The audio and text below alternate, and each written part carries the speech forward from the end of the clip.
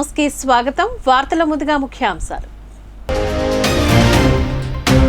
దశాబ్దాల కళ వెలిగొండ ప్రాజెక్టును జాతికి అంకితం చేసిన సీఎం జగన్మోహన్ రెడ్డి.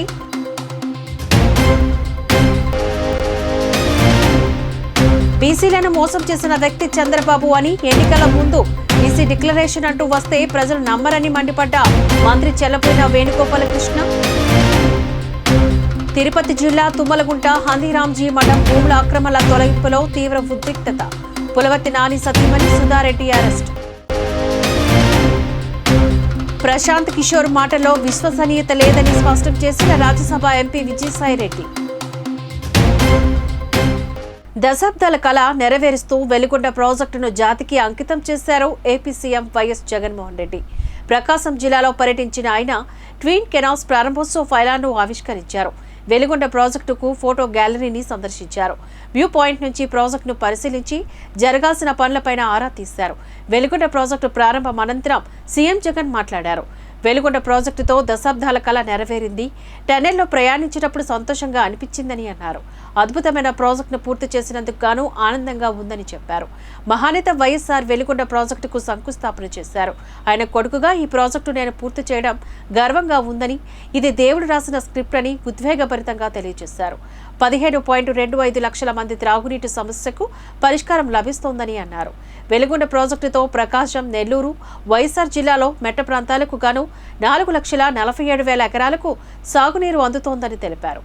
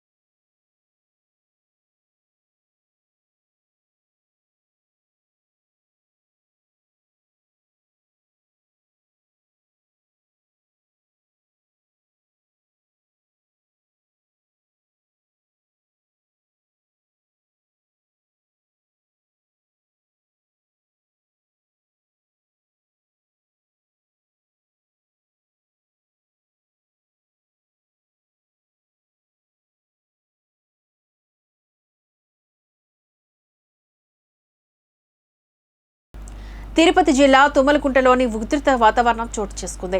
తుమ్మలగుంటలోని హాందీరాంజీ మఠం భూముల్లో ఉన్న అక్రమాలను తొలగించేందుకు గాను జేసీబీలతో భారీ సంఖ్యలో రెవెన్యూ అధికారులు పోలీసులు మోహరించారు.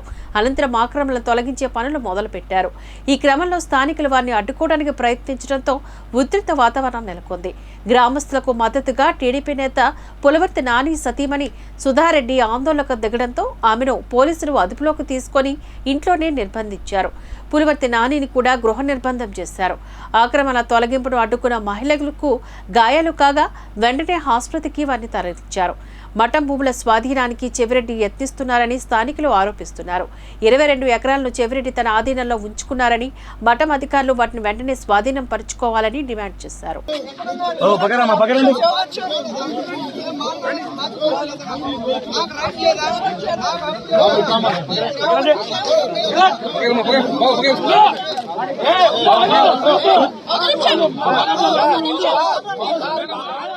చిత్తూరు జిల్లా కుప్పం నియోజకవర్గంలో నిర్వహించిన అంతర్జాతీయ మహిళా దినోత్సవ వేదిక పైన అధికార వైఎస్ఆర్సీపీ ఎంపీ రెడ్డప్ప ఎన్నికల ప్రచారాన్ని నిర్వహించారు.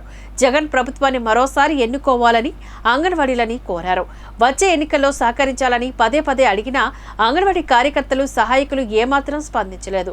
కుప్పం ఎమ్మెల్యేగా భరత్, ఎంపీగా తాను నిలబెడతానని మద్దతుగా చేతులెత్తాలని ఎంపీ కోరగా కేవలం కొంతమంది మాత్రమే చేతులెత్తి వెంటనే దించేశారు.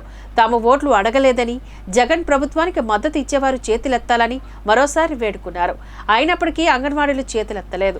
దీంతో తీవ్ర అసహనానికి గురైన రెడ్డప్ప కుప్పంలోని పరిస్థితి ఇది అని వేదికపైన ఉన్న భరత్తో అన్నాడు. చివరికి వైసీపీ నాయకులు వేదికపై నుంచి కిందకి దిగి వెళ్లిపోయారు.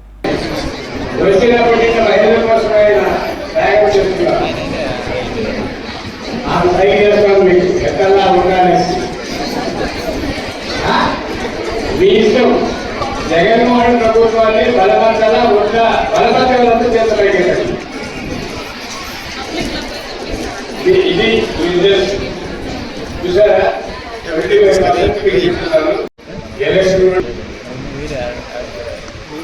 ఎలక్షన్ నోటిఫికేషన్ వచ్చినప్పటికీ ఎలక్షన్ జరిగేంత వరకు కూడా ఆంధ్ర రాష్ట్ర ప్రజలందరూ కుప్పం పైనే కేంద్రీకరించి కుప్పంలో ఎలక్షన్ ఏం జరుగుతుందా అని ఎదురు చూస్తున్నారు. ఈ సందర్భంగా మిమ్మల్ని అందరినీ ఒకే ఒక చిన్న ప్రశ్న అడుగుతాను. దయచేసి మీ మనసులో ఏముందో తెలియజేస్తే ఇక్కడ ఎమ్మెల్యేగా నిలబడుతున్న భరతేంద్రదేవి, ఎంపీగా ఎంతసారి నిలబడబోతున్న నేనైతేనేమి, దానికి సంబంధించిన ఆన్సర్ మీ దగ్గరేంటి, మీ మనసులో ఏముందో అది తెలియజేస్తే మేమందరూ కూడా ఎన్నిక కాబట్టే కౌన్సిలర్లు, మున్సిపల్ చైర్మన్లు, ప్రజెంట్ ఎమ్మెల్సీ వర్గాలు మీరందరూ ఉన్నారు. ఎంపీగా గెలిపించిన అశ్విని గారు కూడా ఇక్కడ ఉన్నారు. కాబట్టి రేపు ఎన్నికలు జరిగితే మీకు అందరికీ చెప్పాను, ఆంధ్ర అడిగింది ప్రభుత్వానికి నీకు నాకు ఓటు ఏమని చెప్పడం. జగన్మోహన్ గారు ప్రభుత్వాన్ని బలపరిచేవాళ్ళు, సపోర్ట్ చేసేవాళ్ళు మనస్ఫూర్తిగా చేతులు తగ్గి కట్టారు. జగన్మోహన్ గారు మరొకసారి సీఎం చేస్తే ఈ సహాయ సహకారాలు మహిళా ప్రతిపాదన వచ్చినప్పటికీ మహిళల కోసమైనా త్యాగం చేస్తున్నారు. ఆ సైన్యాలు ఎక్కడలా ఉంటారని మీ ఇష్టం. జగన్మోహన్ ప్రభుత్వాన్ని బలవంతాలా వద్దా, బలవంతం చేతులు ఇది మీరు తెలుసు. చూసారా, 25% ఫీజు ఇస్తున్నారు. ఇది ఎంత ఉంది కాబట్టి 70% చేతులు బయటకు అడిగేది ప్రభుత్వానికి నీకు నాకు ఓటు ఏమని చెప్పారు. జగన్మోహన్ గారు ప్రభుత్వాన్ని బలపరిచేవాళ్ళు, సపోర్ట్ చేసేవాళ్ళు మనస్ఫూర్తిగా చేతులు బయటకు కట్టారు. సీఎం జగన్ ఇచ్చిన ప్రతి హామీని నెరవేర్చిన నాయకుడిని మంత్రి చెల్లిపోయిన వేణుగోపాలకృష్ణ అన్నారు. ఆయన రాజమండ్రిలో మీడియా సమావేశంలో పాల్గొని మాట్లాడుతూ చంద్రబాబు ఏ రోజైనా మేనిఫెస్టోను అమలు చేశారా అంటూ దుయ్యపట్టారు. బీసీలను మోసం చేసిన వ్యక్తి చంద్రబాబు అంటూ మండిపడ్డారు. బీసీలకు అన్ని చోట్ల ప్రాధాన్యతనిచ్చిన నాయకుడు సీఎం జగన్, బీసీలను ఓటు బ్యాంకుగానే వాడుకున్న వ్యక్తి చంద్రబాబు అని, అధికారంలో ఉన్నప్పుడు బీసీలను చంద్రబాబు పట్టించుకోలేదంటూ మంత్రి వేణు ధ్వజమెత్తారు. మంత్రి ప్రతి 5 ఏళ్లకు ఓసారి బీసీలను మోసం చేయడం చాలా సులభమని నమ్మిన వ్యక్తి చంద్రబాబు. అందుకే చంద్రబాబు పవన్ కళ్యాణ్ కలిసి బీసీ డిక్లరేషన్ అని మరోసారి మోసపూరిత వాగ్దానాలు ప్రకటించారని ఆరోపించారు. అతి ఘోరంగా మోసగించినటువంటి పార్టీ తెలుగుదేశం పార్టీ. సూటిగా అడుగుతున్నాను, 1995లో మీరు ముఖ్యమంత్రి అయ్యారు. 2007, 2006 నాటి వరకు కూడా 2004లో మీరు ముఖ్యమంత్రిగా దిగిపోయే నాటికి బీసీలకు రాజ్యాంగపరమైనటువంటి హక్కు, ఆలోచన ఏమైనా చేశారా? బీసీలు ఎదగాలంటే రాజ్యాంగ నిర్మాత బాబాసాహెబ్ అంబేద్కర్ గారు చెప్పినటువంటి పేదరికం మీద యుద్ధం చేయాలి పేదవాడు పేదరికంలో ఉన్నవాడు పేదరికం మీద యుద్ధం చేయాలంటే వాడి చేతిలో ఆయుధం విద్యని, ఆ విద్యను అందిస్తే మాత్రమే వాడి జీవితాలు మారతాయి అని చెప్పినటువంటి బాబాసాహెబ్ రాజ్యాంగం. మీరు రాజ్యాంగం మీద ప్రమాణం చేశారు, ఆ రాజ్యాంగ విలువలు ఏమైనా కాపాడారా? లేదే. 99లో ఒక మేనిఫెస్టో ఇచ్చారు. 99లో 33% అన్నావు, మార్కెటింగ్ కమిటీలో వాళ్ళకి ఓటాలు అన్నావు, అవి రెండు వెళ్ళిపోయాయి. 2004కి ఆల్ ఫ్రీ అన్నావు, అది మర్చిపోయారు ప్రజలు అనుకుంటున్నాం. బీసీలను దగాలు చేసినటువంటి నాయకుల చరిత్ర తీస్తే ప్రప్రథముడు, బీసీలను దగా చేసిన నాయకుల చరిత్ర తీస్తే ప్రప్రథముడు చంద్రబాబు నాయుడే. 2009లో ఆల్ ఫ్రీ అన్నాడు. 14లో చంద్రబాబు నాయుడు గారు, నేను సూటిగా అడుగుతున్నాను, ఒక బీసీ బిడ్డగా 142 హామీలు ఇచ్చారు బీసీల కోసం. 142 హామీలు ఇచ్చారు. ఆ మేనిఫెస్టో ఎక్కడుందో తెప్పించుకోండి. మీరు మర్చిపోతారు, జనాన్ని మర్చిపోయారు అనుకుంటారు. చంద్రబాబుది సామాజిక న్యాయం కాదని, బీసీలకు రాజ్యాధికారం ఇవ్వడానికి చంద్రబాబు ఇష్టపడలేదని రెవెన్యూ మంత్రి ధర్మాన ప్రసాదరావు పేర్కొన్నారు. శ్రీకాకుళంలో ఏర్పాటు చేసిన మీడియా సమావేశంలో పాల్గొని మీడియాతో మాట్లాడారు. 40 ఏళ్లలో చంద్రబాబు ఎప్పుడైనా బీసీలను రాజ్యసభకు పంపాడా అంటూ ప్రశ్నించారు. చంద్రబాబు ధనవంతులనే రాజ్యసభకు పంపుతాడని అన్నారు. చంద్రబాబు బీసీలకు వ్యతిరేకి అని పేర్కొన్నారు. ఎన్నికల ముందు జయహో బీసీ అంటున్నారని ధర్మాన విమర్శించారు. ఎన్నికల తర్వాత జయహో బీసీని చింపి అవతల పాడేస్తారని అన్నారు. ఎన్నికల్లో ఓట్లు అడిగే హక్కు టీడీపీకి లేదని ఆరోపించారు. 5 ఏళ్లలో 1,22,000 కోట్లు బీసీలకు నేరుగా ఇచ్చామని ధర్మాన తెలియజేశారు. బీసీలపైన చర్చకు తాను సిద్ధమంటూ టీడీపీకి సవాల్ విసిరారు. వెనుకబడిన ప్రాంతాల్లో రాజధాని పెడతామంటే అంగీకరించబోరని అన్నారు. చంద్రబాబు కపట మాటలు ఎవరూ నమ్మరని ధర్మాన తెలియజేశారు.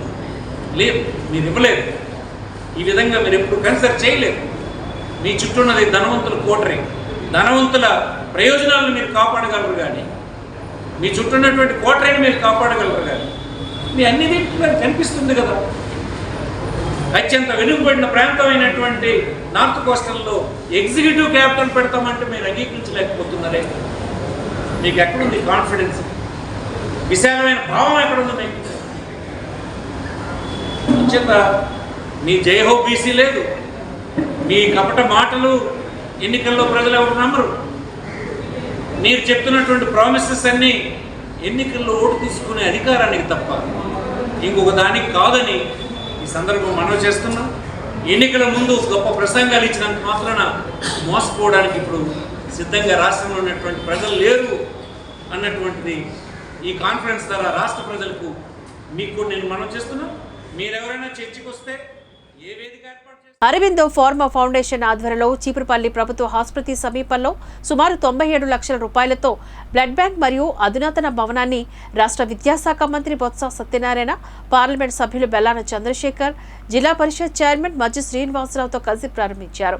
ఈ సందర్భంగా బొత్స మాట్లాడుతూ ఈ బ్లడ్ బ్యాంక్ సదుపాయం విజయనగరం జిల్లాలో సుమారు 3,000 మందికి సకాలంలో రక్తాన్ని అందించి వారి ప్రాణాలు కాపాడుకోవచ్చని తెలియజేశారు. ఈ కార్యక్రమంలో జిల్లా కలెక్టర్ నాగలక్ష్మి, యువ నాయకులు డాక్టర్ బొత్స సందీప్, జెడ్పీటీసీ వలిరెడ్డి శిరీష, నియోజకవర్గ వైఎస్ఆర్సీపీ నాయకులు, ఎంపీటీసీలు, సర్పంచ్లు, డైరెక్టర్లు, అరవిందో ఫార్మా ఫౌండేషన్ ప్రతినిధులు తదితరులు పాల్గొన్నారు. ఫార్మా ఫౌండేషన్ సిఎస్ఆర్ కింద సుమారు 90 లక్షల రూపాయల వ్యయంతో 53 లక్షల రూపాయలు బిల్డింగ్ కట్టడానికి, పైగా 37 లక్షల రూపాయలని ఎక్విప్మెంట్కి కలిపి 90 లక్షల రూపాయలతో ఈ బ్లడ్ బ్యాంక్ ఆ తరఫున ఉన్న ప్రధాన అందరి తరఫున కూడా యువత తరఫున కూడా వాళ్ళకి మా అభినందనలు కొద్దిగా తెలియజేసుకుంటూ, ఈ బ్లడ్ బ్యాంక్ తన కెపాసిటీ 500 యూనిట్స్. అంటే యూనిట్ అంటే 300 ml ఉండదు ఒక ప్యాకెట్ని. అలాంటి 500 యూనిట్స్ ఇక్కడ స్టోరేజ్ చేసే కెపాసిటీని ఇక్కడ ఏర్పాటు చేయడం జరిగింది. దీనికి మెయిన్ వచ్చి విజయనగరంలో ఉంది. అక్కడ నుంచి యాక్సెస్ అయినా లేదా ఇక్కడ అవసరం వచ్చినా ఇక్కడ వచ్చి ఇక్కడ నిల్వ చేస్తూ మళ్ళీ ఇక్కడికి విజయనగరాన్ని ఈ ప్లేట్లెట్స్ అవి అవసరమైనప్పుడు ఈ బ్లడ్ని యూజ్ చేసుకోకూడదు. ముఖ్యంగా మనకు దీనివల్ల చాలా ఉపయోగం ఉంది. మనకు పార్టీ మీడియా కూడా చెప్పాను. చెప్పిన వీళ్ళలో 100 పడకల హాస్పిటల్ని మనకి గౌరవ ముఖ్యమంత్రి గారు జగన్మోహన్ రెడ్డి గారు ఇక్కడ ఆయన జీవో ఇష్యూ చేశారు, క్యాబినెట్లో అయింది. దానికి తగ్గ సిబ్బందిని కూడా నియామకమైన జీవో ఇష్యూ చేశారు. దాన్ని బిల్డింగ్ కట్టి కానీ లేకపోతే అకామిడేషన్ కానీ దొరికితే వెంటనే ప్రారంభించి ఎవరైతే దానికి ఉన్న ఈ స్టాఫ్ ఎవరైతే ఉన్నారో సివిల్ సర్జన్స్ కానీ స్పెషలిస్టులు కానీ అలాగే ఆర్ఎంఓలు కానీ అందరినీ దానికి ప్రోత్సహించడం కూడా మనకు జరుగుతున్న విషయాన్ని కూడా ఈ సందర్భంగా తెలియజేస్తున్నాం. బిఆర్ అంబేద్కర్ కోనసీమ జిల్లా ముమ్మిడివరం నియోజకవర్గంలో ప్రజలకు గ్రామీణ నవభారత్ ట్రస్ట్ ద్వారా వైద్య సేవలు అందించడమే కాకుండా చదువుకునే విద్యార్థులకు సహాయ సహకారాలు ట్రస్ట్ ద్వారా అందిస్తున్నారని, ప్రజలు ఆశీర్వదిస్తే రాజకీయాల ద్వారా ప్రజలకు మరిన్ని సేవలు అందించడానికి ప్రజల అభివృద్ధికి పాటుపడతారని, అందుకనే రాజకీయంగా రంగు ప్రవేశం చేస్తున్నానని అంగాడి రేవతి స్పష్టం చేశారు. రాజానగరంలోని ఏర్పాట్లు చేసిన మీడియా సమావేశంలోని ఆమె మాట్లాడారు. తన తండ్రి యొక్క ఆశయాలు నెరవేర్చడానికి గ్రామీణ నవభారతి ట్రస్ట్ ఏర్పాటు చేసి విద్యా వైద్యపరంగా సేవలు అందించే క్రమంలో నియోజకవర్గంలో ఉన్నటువంటి ప్రజల యొక్క ఇబ్బందులను, వారు పడుతున్న కష్టాలను గుర్తించానని, వాటిని నెరవేర్చడానికి రాజకీయ బలం కావాలనే కాంగ్రెస్ పార్టీ ముమ్మిడివరం నియోజకవర్గ ఎమ్మెల్యే సీటుకు దరఖాస్తు చేశానని, కాంగ్రెస్ పార్టీ అధిష్టానం ఆదేశిస్తే పార్టీ ద్వారా ముందుకు సాగుతానని, పార్టీలు సహకరించిపోయినా స్వతంత్ర అభ్యర్థిగా పోటీ చేస్తానని, ఎటువంటి ఇబ్బందులు ఎదురైనా నిలబడతానని, ప్రజలకు సేవ చేసేందుకు పాటుపడతానని ఈ సమావేశంలో వివరించారు. నా పేరు అంగాడి రేవతి. ఈ సమావేశానికి కారణం ఏంటంటే ఇప్పటి వరకు నేను ట్రస్ట్ ద్వారా ఎన్నో సేవా కార్యక్రమాలు అనేది చేయడం జరిగింది. ఇప్పుడు ట్రస్ట్ ద్వారా కాకుండా రాజకీయంలోకి రావాలనే ఉద్దేశంతో ఈ సమావేశం అనేది ఏర్పరచడం జరిగింది. అందుకే ఇలా ప్రెస్ మీట్ పెట్టడం జరిగింది. నేను ట్రస్ట్ ద్వారా అనేక సేవా కార్యక్రమాలు చేయడం జరిగింది. కొన్ని ప్రాంతాలలోని ప్రజలు వాళ్ళ ఇబ్బందులు, వాళ్ళ అవసరాలు చాలా ఇబ్బందులు పడడం వల్ల నా ట్రస్ట్ ద్వారా తీర్చలేనివి ఈ రాజకీయంలోకి రావడం వల్ల నేను తీర్చగలను అనే నమ్మకంతో ఈ రాజకీయ ప్రవేశం చేయడం అనేది జరుగుతుంది. అందువల్ల ఆ కారణం చేత ఈరోజు ప్రెస్ మీట్ అనేది పెట్టడం జరిగింది. ఏ పార్టీలో కాకపోతున్నారు? ఇంకా నేను పార్టీ అనేది ఏమీ లేదు, స్వతంత్ర అభ్యర్థిగా పోటీ చేయాలి అనుకుంటున్నాను.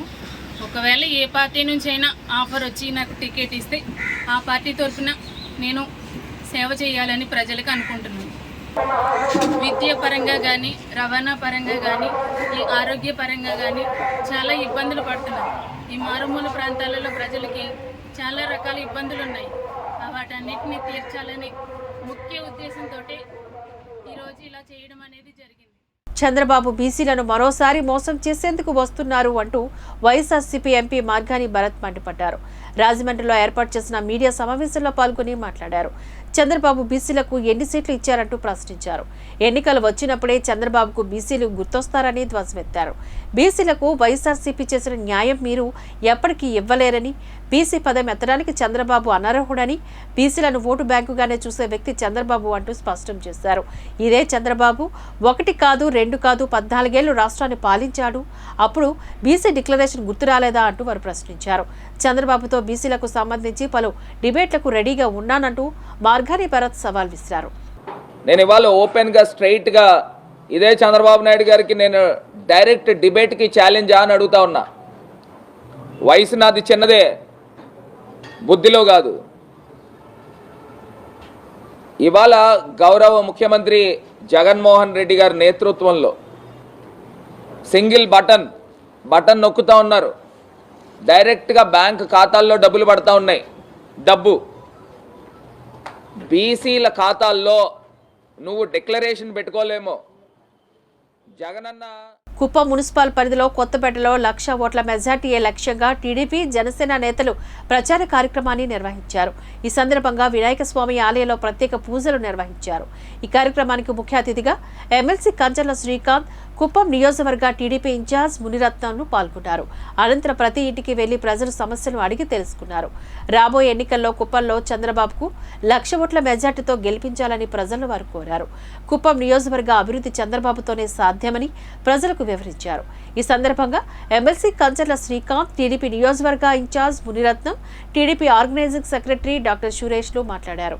రాబోయే ఎన్నికల్లో కుప్పంలోని చంద్రబాబుకు 1,00,000 ఓట్ల మెజార్టీ రావడం ఖాయమని ధీమా వ్యక్తం చేశారు.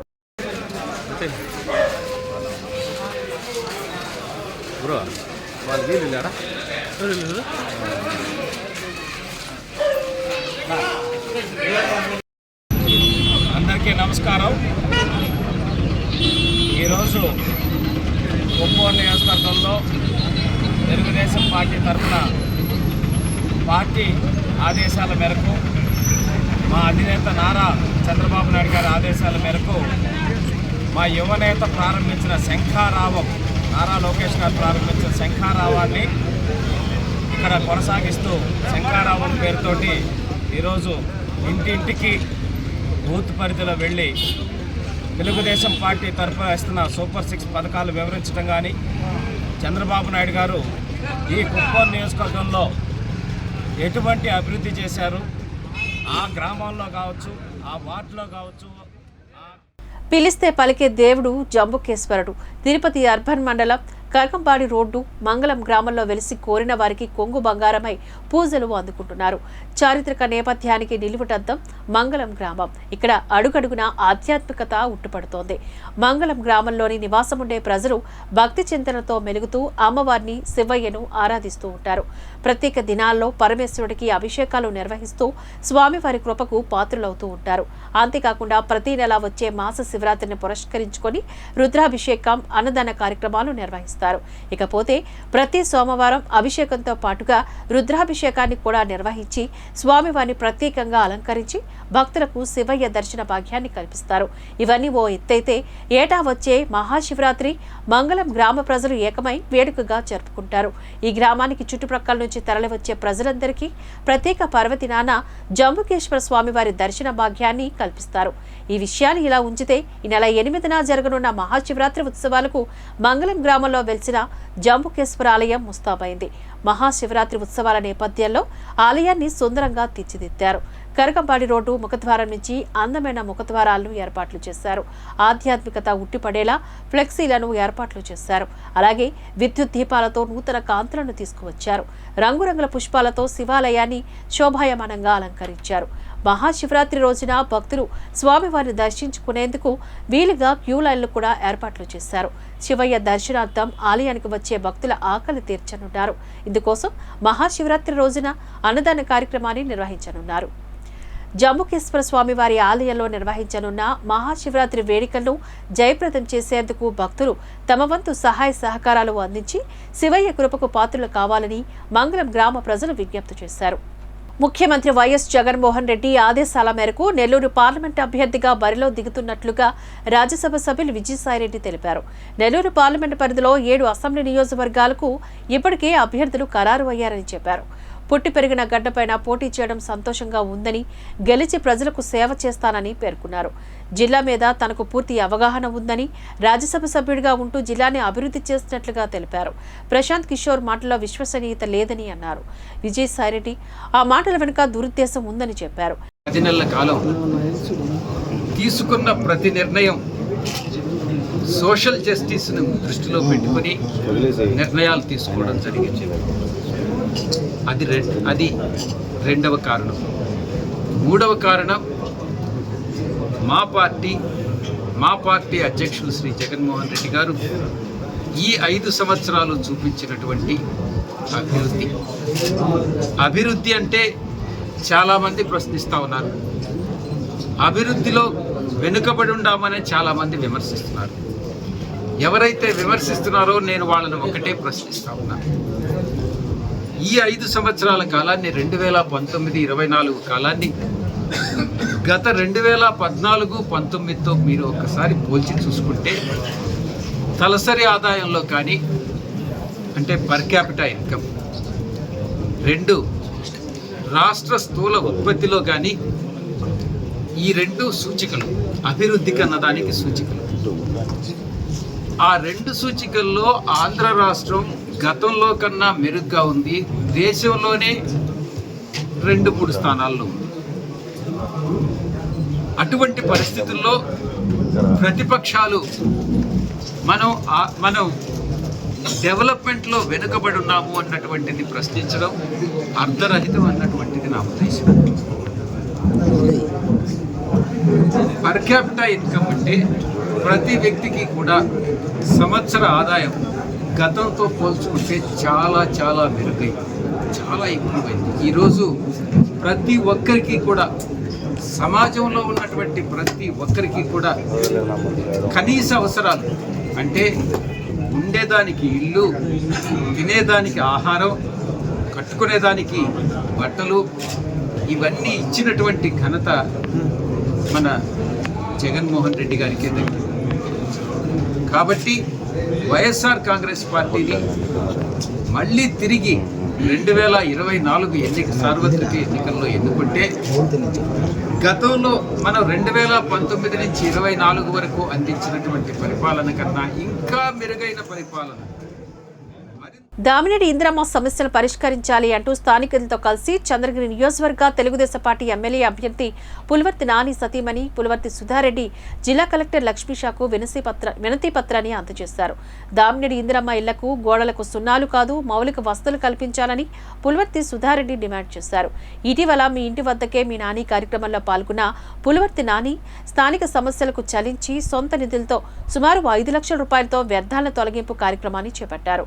ప్రభుత్వాలు శాశ్వతం కాదని స్థానిక ఎమ్మెల్యే చెవిరెడ్డి భాస్కర్ రెడ్డి చెప్పినట్లు అధికారులు అనుసరిస్తున్నారని ఇప్పటికైనా అధికారులు సమస్యలకు పరిష్కరించాలని కోరారు. లేని పక్షంలో స్థానికులతో కలిసి సమస్యలు పరిష్కరించేందుకు పెద్ద ఎత్తున పోరాటాలు చేస్తామంటూ హెచ్చరించారు.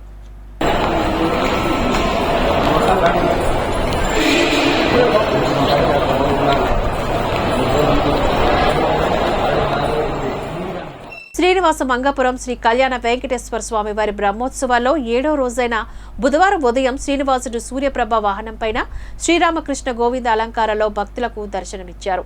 తిరుపతి జిల్లా చంద్రగిరి మండలం శ్రీనివాస మంగాపురం కళ్యాణ వెంకటేశ్వర స్వామి వార్షిక బ్రహ్మోత్సవంలో భాగంగా ఆలయంలో ఉదయం 8 నుంచి 9 గంటల వరకు స్వామివారు 4 మాడవీధుల్లో విహరించి భక్తులను కటాక్షించారు. వాహన సేవ ముందు గజరాజులు నడుస్తూ ఉండగా భక్తజన బృందాలు చెక్క భజనలు కోలాటాలతో స్వామివారిని కీర్తిస్తూ ఉండగా మంగళ వాయిద్యాల నడుమ స్వామివారి ఉత్సవం కోలాహలంగా జరిగింది. భక్తులు అడుగడుగున కర్పూర హారతులు సమర్పించి స్వామివారిని దర్శించుకున్నారు. వాహన సేవలో జేఈఓ వీరబ్రహ్మం, ఆలయ ప్రత్యేక శ్రేణి deputy EO Varalakshmi, AEO Gopinath, వైకాసన ఆగమ సలహాదారులు మోహన రంగాచార్యులు, సూపరింటెండెంట్ వెంకటస్వామి, ఆలయ అర్చకులు శ్రీ బాలాజీ రంగచార్యులు, టెంపుల్ ఇన్స్పెక్టర్ శ్రీ కిరణ్ కుమార్ రెడ్డి, ఆర్జిత ఇన్స్పెక్టర్ ధనశేఖర్ తదితరులు పాల్గొన్నారు.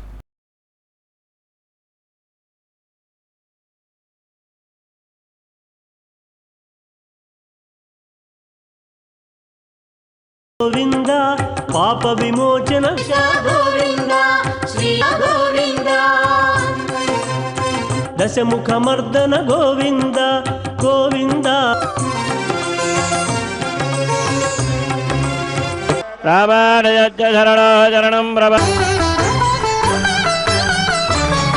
పరబ్రహ్మమును వీక్షించేటువంటి భాగ్యం ఈనాడు మధ్యవర్తి నారాయణ సరసిజాసన సన్నివిష్ట కేయూరవాన్ మకరకుండలవాన్ అని చెప్పి 12 మంది సూర్యుల మధ్యలో ఉండేటువంటి ఆ శ్రీమన్నారాయణుని యొక్క నాతో వెట్టదీర మాటాడు విష్ణుమూర్తి అని సంతసిస్తూ ఉంటారు. శాక్తేయులు నిన్ను శక్తిరూపుడు అంటారు. ఇలా వివిధ ఉపాసనలకు చెందినటువంటి వారు వారి వారి భావములు కొలది నిన్నుతుడవై వారికి అనుగ్రహాన్ని పంచుతున్నావు కనుక అటువంటి నీ శ్రీచరణాలను ఆశ్రయిస్తాం, తరిస్తాం.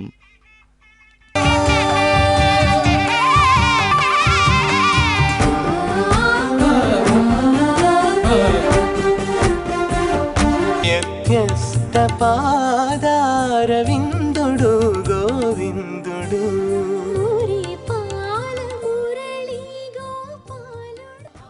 బులెటిన్ ముగించే ముందు హెడ్లైన్స్ మరోసారి చూద్దాం. దశాబ్దాల కళ వెలిగొండ ప్రాజెక్టును జాతికి అంకితం చేసిన సీఎం జగన్మోహన్ రెడ్డి.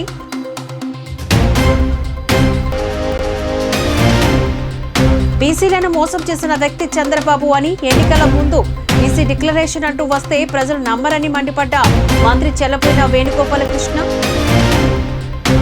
తిరుపతి జిల్లా తుమ్మలగుంట హందీరాంజీ మండలం భూముల అక్రమాల తొలగింపులో తీవ్ర ఉద్రిక్తత. పులవర్తి నాని సతీమణి సుధారెడ్డి అరెస్ట్. ప్రశాంత్ కిషోర్ మాటల్లో విశ్వసనీయత లేదని స్పష్టం చేసిన రాజ్యసభ ఎంపీ విజయసాయిరెడ్డి. ఇవి బులెటిన్ అప్డేట్స్. మరిన్ని వార్తా విశేషాలతో మళ్ళీ కలుద్దాం. అంతవరకు సెలవు. నమస్కారం.